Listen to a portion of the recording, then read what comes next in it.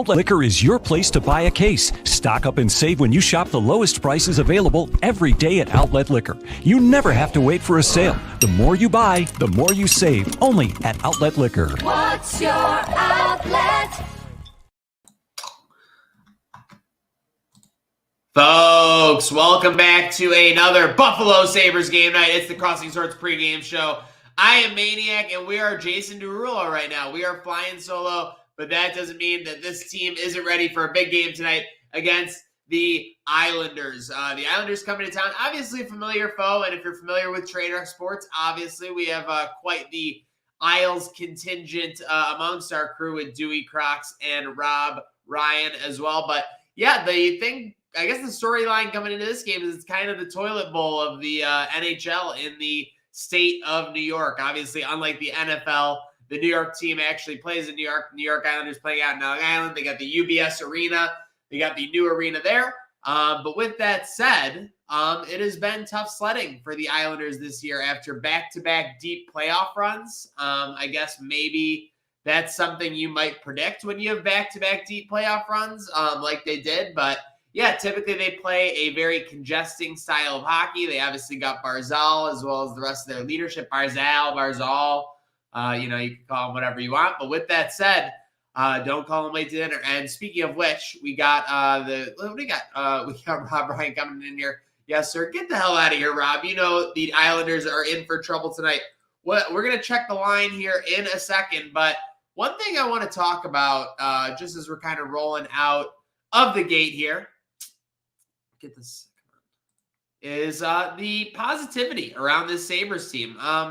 For a team that hasn't won 2 games in a row in 2 months, and this is Nate Geary, so you can take it with a grain of salt, however you want to do it. But yeah, I mean, you look at the Sabres lines. I mean, you eventually add Middlestat and you bring in Quinn to that equation.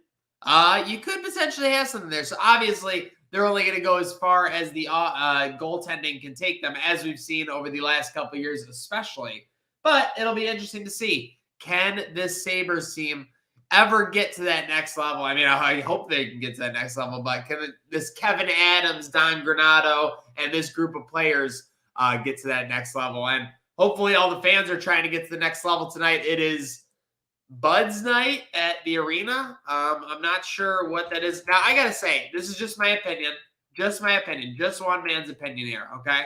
But it's a little bit crazy that we're having a Bud Light promotion at a Sabres game night. I mean, let's face it, Labatt is Buffalo. I mean, I'm not giving them any, free promo, because you obviously know if you need a case or you're ready to party, Outlet Liquor is the spot to do that and make sure all your refreshments are purchased from there. But very weird. Oh, and we got ESPN updates going off. Get the hell out of here. Meanwhile, if you follow my bets, Sebastian Corda just took the first set from my guy, Kokinakis. But yes, I digress. We have Sabres. We have Islanders. It should be it's a toilet bowl game, especially to Islanders fans. I mean, the Islanders are basically record-wise just as bad as the Sabres tonight, or going into this game, which is pretty incomprehensible. With that said, they are basically a 2-1 favorite across the board. There are some that have the Islanders at about -190, -195, others that have them at -205, -210. So with that said, there's a good reason for that. It's because Tokarski's in net. I don't mean to be rude. I don't mean to not pull the punches here. But Tokarski and the Sabres have struggled when he has been in action this year. Let's just pull up the stats. Let them do the talking.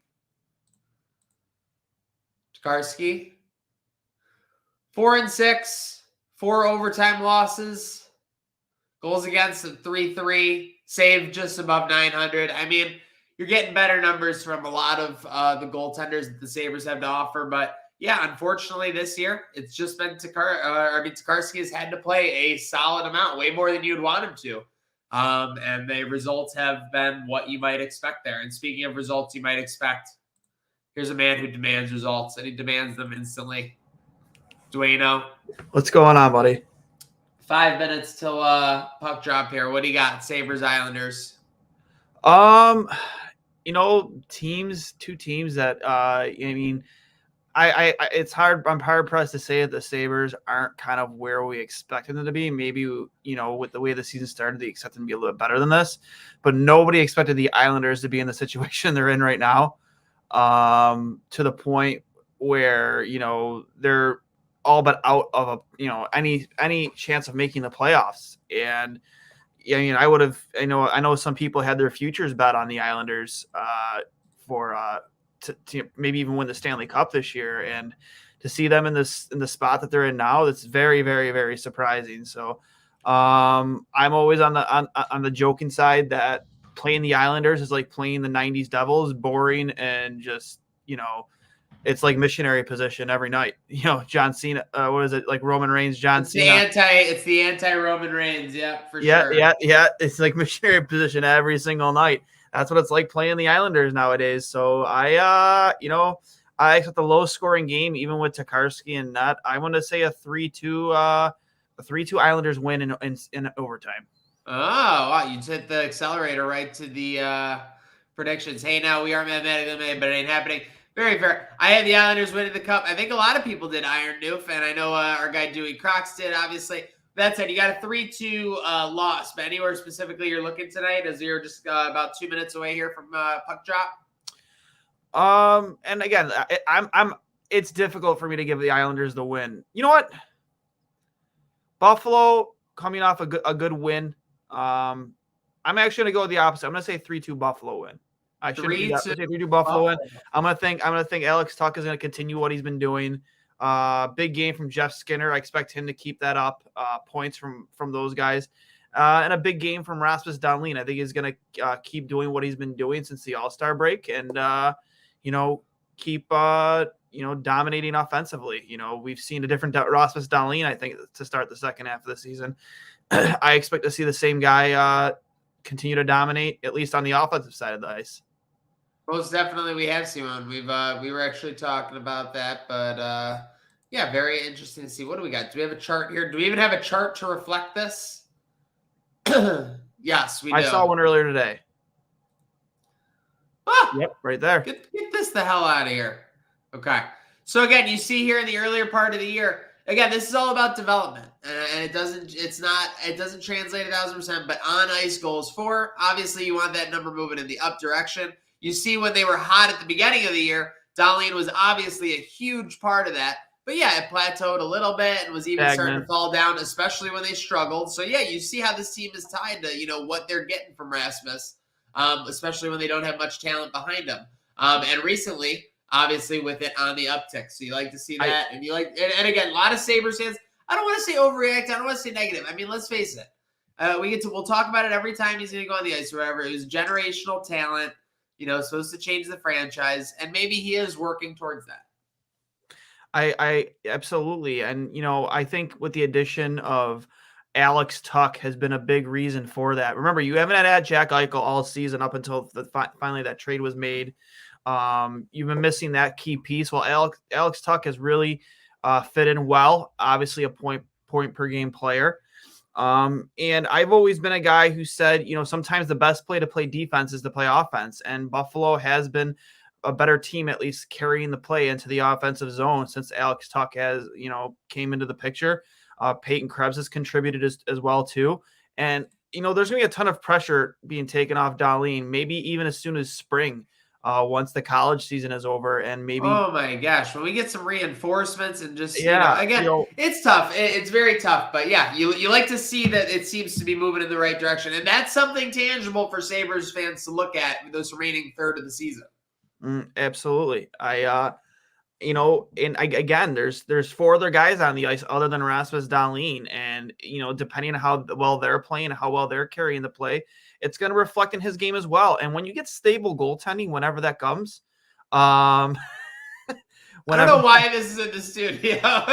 It was from the Andrew Peters episode. I found that picture on Google Photos, and I'm just like, that's awesome. You brought up to feature him? Oh yeah, 100%.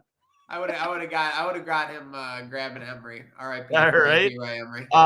But once you have stable goaltending, and a more stable lineup top to bottom, it's going to dramatically reflect in Dahlin's game. Like, I don't care what anyone wants to say. Look at the analytics. Analytics are important, 100%. That chart reflects a lot. But it also reflects maybe the downfalls of the rest of the team around him as well. Like, you just can't judge a book by its cover, and you can't judge a player just strictly by the numbers all the time. It tells you bits and pieces about the player, but doesn't tell you the whole story. And I think Rasmus Dahlin, once you have a better team top to bottom, you're going to see a whole different player. Maybe I'm not going to say he's going to be an unbelievable 200-foot defenseman, and his game defensively is going to dramatically turn around, but he's going to be a better all-around player, 100%. You just need the team around him. All right, 30 seconds. Victor O. Any chance he goes to Vegas maybe for Iron New Fear on YouTube? I don't know about Vegas. I know they have enough of their cap issues, unless Buffalo retains the full salary. If I'm a betting man, if you're gonna see a guy like Victor Olofsson get traded, I could see a team like Edmonton wanting him, because they are so desperate for secondary scoring and they're in win now mode. You absolutely have to win now for the sake of your top two players in McDavid and Draisaitl. You have to get secondary scoring because they're doing most of the scoring still right now. And they were as desperate. They were so desperate they went and got Evander Kane, who is, undoubtedly a locker room cancer anywhere he's been. And agree. Great statement. I agree. That would be interesting. That would be a good idea for our guy, Kevin with the Y, to take advantage of Edmonton's desperation. But folks, we are desperate for win. Do you know how long it's been since 2 wins in a row, Dwayne? I don't know. Can you refresh my memory? 2 months. So here we go. Let's get a win. Let's crush these Islanders, and let's go Sabres. Let's go Buffalo. Let's go Buffalo.